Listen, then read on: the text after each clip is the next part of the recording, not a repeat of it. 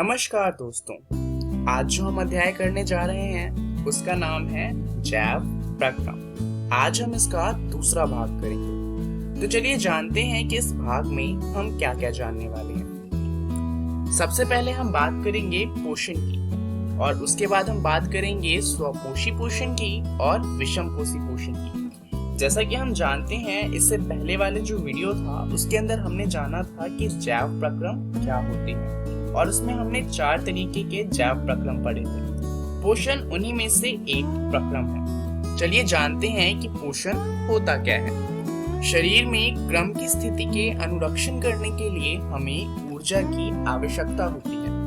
इसके अलावा वृद्धि, विकास, प्रोटीन संश्लेषण आदि में भी हमें बाहर से पदार्थों की आवश्यकता होती है। अब ये हमें किससे मिलेंगे? ये हमें मिलेंगे हमारे भोजन से। और अगर हम भोजन को नहीं लेंगे तो क्या होगा?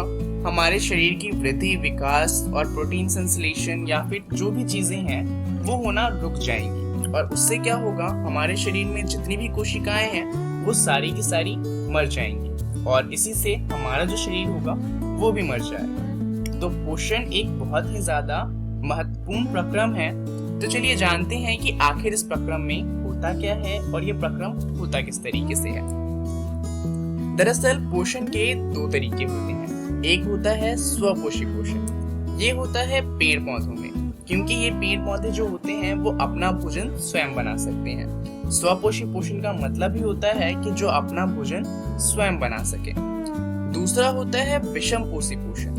इसमें वो जीव आते हैं जो अपना भोजन स्वयं नहीं बना सकते। तो ये क्या करते हैं? ये स्वपोषी पोषण वाले जो भी जीव होते हैं या तो उन्हें खाते हैं या फिर किसी और दूसरे जीव को खाते हैं अपने भोजन को प्राप्त करने के लिए। तो चलिए जानते हैं स्वपोषी पोषण के बारे में। दरअसल जितने भी हरे पौधे होते हैं वो स्वपोषी होते हैं। क्यों? क्योंकि ये प्रकाश संश्लेषण कर सकते हैं। तो आखिर ये प्रकाश संश्लेषण होता क्या है? दरअसल इसके बारे में हम पहले की कक्षाओं में भी पढ़ चुके हैं। अकार्बनिक यौगिकों से भोजन बनाने की प्रक्रिया को कहा जाता है प्रकाश संश्लेषण। तो चलिए जानते हैं कि आखिर ये होता कैसे है। दरअसल प्रकाश संश्लेषण की कुछ आवश्यकताएं होती हैं, जैसे कि इसे प्रकाश ऊर्जा चाहिए होती है। उसके अलावा प्रकाश संश्लेषण के लिए हमें क्लोरोफिल चाहिए होता है, कार्बन डाइऑक्साइड चाहिए होता है और जल चाहिए होता है। इस प्रक्रिया के दौरान जो ऑक्सीजन गैस होती है उसे एक उप उत्पाद के रूप में निष्कासित किया जाता है। प्रकाश तो हमें सूर्य से मिल जाएगा और जल की बात करें तो पौधों को जल जड़ों की मदद से मिल जाता है। तो बात आती है क्लोरोफिल की और कार्बन डाइऑक्साइड की। चलिए जानते हैं पौधों के पास ये कहां से आते हैं। दरअसल अगर हम कार्बन डाइऑक्साइड की बात करें तो पत्तियों की सतह पर सूक्ष्म छिद्र होते हैं जिन्हें कहा जाता है रंध्र। अब ये जो छिद्र होते हैं प्रकाश संश्लेषण के लिए गैसों का अधिकांश आदान प्रदान इन्हीं छिद्रों के द्वारा होता है। दरअसल होता क्या है कि इन छिद्रों के आसपास होते हैं गार्ड सेल। गार्ड सेल में क्या होता है कि जब इनमें पानी जाता है तो ये फूल जाते हैं और ये ओपन हो जाते हैं, जिससे जो गैस होती है वो अंदर जा सकती है और बाहर आ सकती है। परंतु जब इन गार्ड सेल से पानी निकाल लिया जाता है तो ये सिकुड़ जाते हैं और जो छिद्र होता है वो बंद हो जाता है। तो इस तरीके से जो पौधे होते हैं उनके पास कार्बन डाइऑक्साइड गैस आती है। पत्तियों में क्लोरोप्लास्ट होता है जिसमें क्लोरोफिल होता है। तो पौधों को क्लोरोफिल किसी और से लेने की जरूरत नहीं होती, क्योंकि पौधों के पास ये पहले से मौजूद होता है क्लोरोप्लास्ट के अंदर। अब क्लोरोफिल का काम क्या होता है? दरअसल प्रकाश संश्लेषण के लिए क्लोरोफिल बहुत ज्यादा आवश्यक है, बिकॉज ये प्रकाश को सोख लेता है और क्योंकि प्रकाश को सोख लेता है तो प्रकाश की ऊर्जा की मदद से ये अपना भोजन बना पाता है। तो चलिए जानते हैं कि आखिर इसका समीकरण किस तरीके का है। ये समीकरण बहुत ही ज्यादा महत्वपूर्ण है, तो इसे याद कर लीजिएगा। दरअसल हमने पहले की कक्षाओं में जो समीकरण पढ़ा है वो कुछ इस तरीके का है। जब कार्बन डाइऑक्साइड गैस और जल अभिक्रिया करते हैं क्लोरोफिल और प्रकाश की मौजूदगी में, जो कि हमें सूर्य से मिलता है और क्लोरोफिल पत्तियों के पास होता है, तो हमें मिलता है कार्बोहाइड्रेट और साथ में मिलता है ऑक्सीजन गैस। परंतु ये जो अभिक्रिया है ये पहले की कक्षा के लिए है। अभी के लिए जो आपको अभिक्रिया याद रखनी है वो अभिक्रिया है कि जब 6 कार्बन डाइऑक्साइड गैस के मॉलिक्यूल अभिक्रिया करते हैं 6 जल के मॉलिक्यूल से क्लोरोफिल और प्रकाश की मौजूदगी में, तो हमें मिलता है ग्लूकोज, जिसका सूत्र होता है C6H12O6 और साथ में हमें मिलता है ऑक्सीजन गैस। तो ये जो नीचे वाली समीकरण है आपको अब ये याद रखनी है, क्योंकि दरअसल जो ऊपर वाली समीकरण है वो उतने अच्छे से चीजों को एक्सप्लेन नहीं करती। तो चलिए अब बात करते हैं कि आखिर कार्बोहाइड्रेट से होता क्या है। दरअसल ये जो कार्बोहाइड्रेट हमें इस अभिक्रिया से मिलता है, ये पौधों को ऊर्जा प्रदान करने में प्रयुक्त हो जाता है। परंतु जो पौधे होते हैं वो सारा कार्बोहाइड्रेट एक ही बार में इस्तेमाल नहीं कर लेते। दरअसल वो कुछ कार्बोहाइड्रेट को इकट्ठा करके भी रख लेते हैं, क्योंकि हम जानते हैं कि रात के समय प्रकाश संश्लेषण नहीं हो सकता, परंतु पौधों को ऊर्जा तो रात के समय भी चाहिए। तो जो कार्बोहाइड्रेट तुरंत प्रयुक्त नहीं होते हैं उन्हें मंड यानी कि स्टार्च के रूप में संचित कर लिया जाता है। इसी तरीके से जो हमारा शरीर है, हमारे शरीर में भी जो ऊर्जा इस्तेमाल नहीं होती उसे इकट्ठा किया जाता है ग्लाइकोजन के रूप में।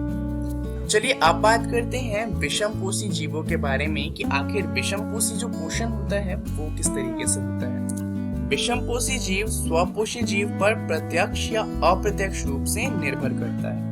अब ये एक बहुत बड़ी बात है, क्योंकि इसका मतलब ये है कि अगर स्वपोषी जीव खत्म हो जाते हैं तो जो विषमपोषी जीव है वो भी खत्म हो जाएंगे, क्योंकि वो प्रत्यक्ष या अप्रत्यक्ष रूप से स्वपोषी जीव पर निर्भर करते हैं। इसका मतलब ये है कि अगर पृथ्वी से सारे पेड़ हटा दिए जाएं, तो इस पृथ्वी पर जितना भी जीवन है वो सारा का सारा खत्म हो जाएगा।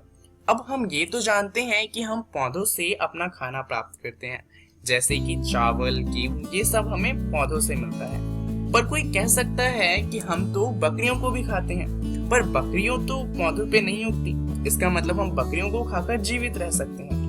परंतु देखा जाए तो बकरियां क्या खाती हैं? बकरियां घास को खाती हैं। तो हम किसी भी चीज को खाएं वो या तो हम सीधा पौधों से लेंगे, या हो सकता है हम किसी और जीव को खाएं जो उन्हें पौधों से ले रहा हो।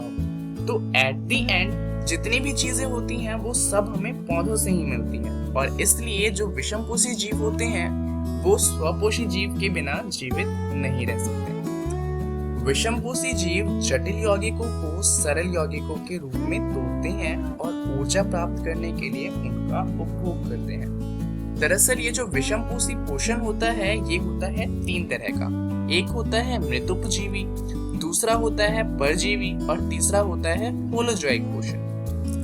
मृतोपजीवी वो जीव होते हैं जो सड़ चुके जीवों से अपना भोजन प्राप्त करते हैं। उदाहरण के लिए फफूंदी, यीस्ट, मशरूम इत्यादि। अगर परजीवी की बात करी जाए तो ये वो जीव होते हैं जो पौधे और जंतुओं को बिना मारे उनसे पोषण प्राप्त करते हैं। उदाहरण के लिए जूं, जोंक इत्यादि इसके उदाहरण हो जाते हैं। अब बात करते हैं होलोजोइक पोषण की, जो मनुष्य के अंदर होता है। अन्य जीव संपूर्ण भोज्य पदार्थ का अंतर्ग्रहण करते हैं तथा उसका पाचन शरीर के अंदर होता है। उदाहरण के लिए मनुष्य, जानवर इसके उदाहरण हो जाते हैं।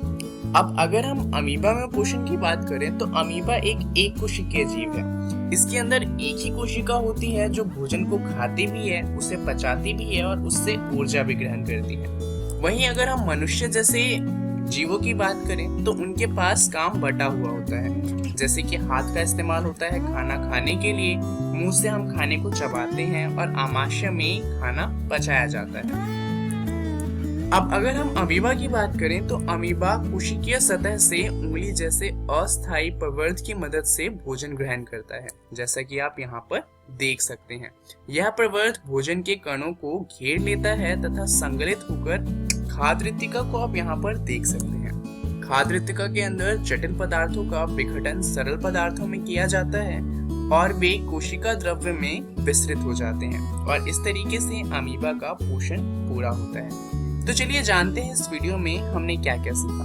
हमने बात करी पोषण की, जहाँ पर हमने 2 तरीके के पोषण जाने, जो थे स्वपोषी पोषण और विषमपोषी पोषण। इसके बारे में और अच्छे से जानने के लिए आप अपनी एनसीईआरटी के जैव प्रक्रम वाले अध्याय को पढ़िएगा, जहाँ पर आपको पढ़ना है पोषण और जीव अपना पोषण कैसे प्राप्त करते हैं। अगली वीडियो में हम बात करेंगे मनुष्यों में पोषण के बारे में। तो आपको दो काम करने हैं। पहला, इस वीडियो में जो चीजें पढ़ी हैं उसे बुक में फिर से जाकर पढ़ना है और अगली कक्षा में मनुष्यों में पोषण को पढ़ के आना है। इस वीडियो के लिए इतना ही। धन्यवाद।